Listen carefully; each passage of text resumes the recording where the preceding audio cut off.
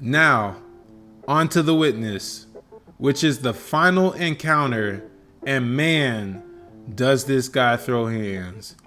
This is what all of Destiny 2 was leading up to, and this encounter was a fun one. Start by splitting your group up to 2 groups of 3. These groups will include 2 ad clears and 1 runner. One group will be designated to the left side of the field while the other is designated to the right. The goal of progressing this encounter is to gain a Glyph Keeper buff in order to shoot the buttons off the witness's shirt its endless mothers have made to agitate him for a damage phase. In order to do this, the 2 runners will have to identify an arms attack on the ground. After completing the encounter a few times, it'll get familiar. However, the arm that spawns a circle attack on the ground around its area, either on the left or right side, will be a hand coming out the ground that looks like this. Next, you'll have a hand that's considered a square, and its attack shoots a wall beam in the shape of a square on the ground that looks like this. In the beginning, it will always spawn on the opposite side of the arm with the circle attack. Lastly, you'll have the triangle attack, created by the arm that looks like it's coming from the sky. This will attack a player anywhere on the map, so it's sometimes hard to pinpoint its next telegraphed attack.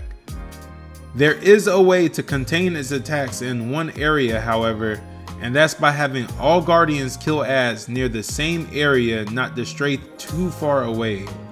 To obtain the Glyph Keeper buff, the 2 runners that have split into the left and right side should go for the square and circle arms respectively. This will make it easier for the wipe mechanic that happens randomly.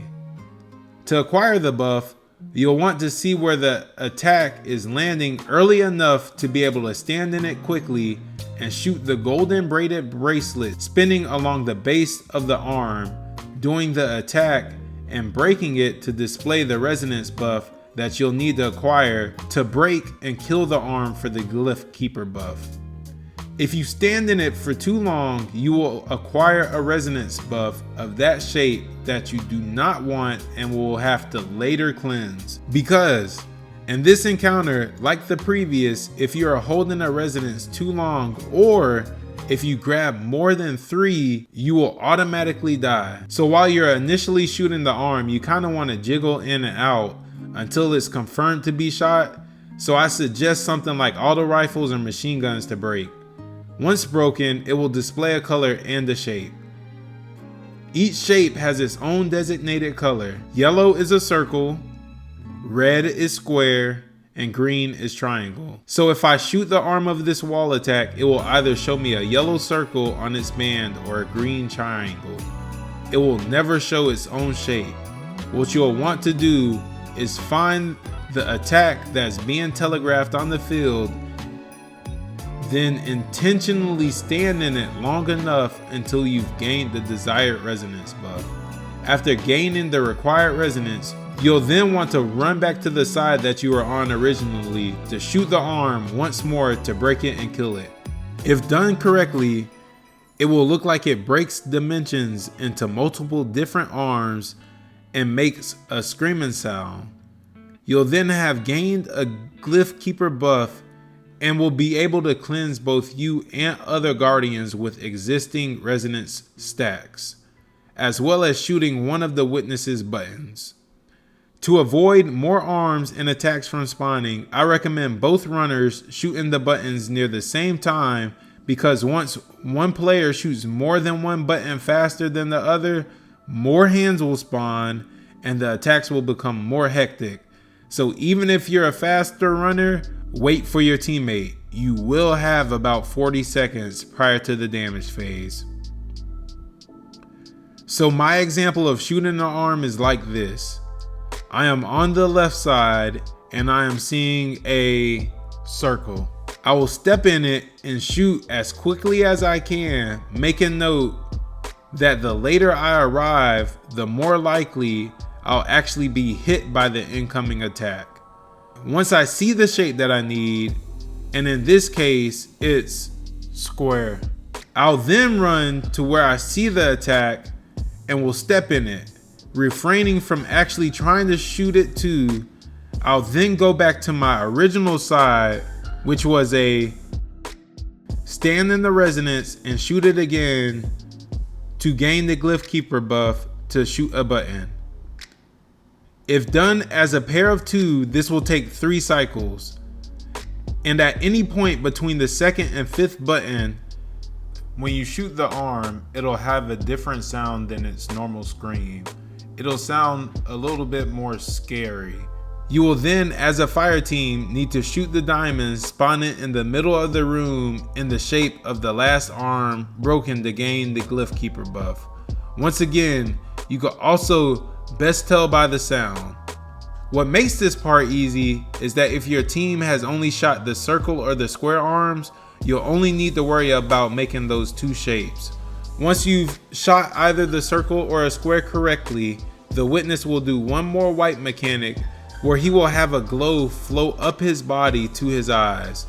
Once it glows and you hear a noise like 2 swords clashing in an anime or medieval movie, everyone in the fire team should jump and stay in the air as long as they can. Once complete, you could continue to gain the Glyph Keeper buff and damage the witness's buttons. Whenever you're on the last button, the runner should call for all players to go to the middle platform, then it's ready for damage. And a lot of players get confused with the damage rotation. However, I will give the easiest steps to stay alive every single time. Once the platform rises, you may have time for maybe 1 attack. However, the witness will quickly do a swipe attack across the platforms, requiring all members to move consistently. For this part, I highly recommend Warlock's Song of Flames. Next, the witness will do a series of 2 swipe attacks and then a jump attack, followed by a brief period to do real damage to his chest. There will be 3 cycles of attack, and within any of those cycles will be one that will involve the quick jump attack while moving across the map. Well, how can you tell which one's coming? First, you should never aim down sights on this part of the encounter, and the goal is to stay alive and getting attacks out during the brief period of damage. To be able to tell which attack is as follows: if you see the witness wave his hand to the right, then it will be 2 right swipes coming. To tell if it's a far swipe or a close swipe is by looking at the witness's hands and seeing if it's in your field of vision. If it's a far swipe, his hand will be outside of the screen and you will kinda not see any AoE indication on the ground behind you, and then he will do an attack. Then he will follow by an attack where you can see his hand within your view. If it is a left swipe, it's the same thing on the opposite side. And if it's a portion where you'll have to jump, the witness will kinda lean back and then his eyes will glow, and then you'll hear that sword noise one more time. Once again, there will be an attack where you'll have to move while jumping, and on his 3rd cycle, he will slam the ground to where you have to jump off the platforms before he kills you, and go back to killing ads from the beginning again. Some items of note is that 1 subjugator will spawn every time you shoot a button successfully with a Glyph Keeper buff, depending on the side the hand was shot on. Next, if you're using freezing grenades, it will be harder for the runners to see the shapes and colors on the arm, but not impossible. Also, the new Still Hunt Sniper is amazing for boss damage here, especially with the Hunter's Celestial Nighthawk. And whenever you pop your super, it will have a reticle for the sniper while not aiming down the sights, and this is huge for this encounter. Lastly, when getting close to the final stand, make sure you're topped off with ammo, as this is a quicker final stand and you could end up wiping. And with that, you've completed Salvation's Edge. And if you're curious on how LFG Destiny players interact with each other, feel free to watch my raid personality skit provided here. And if you enjoyed this video, please leave a like.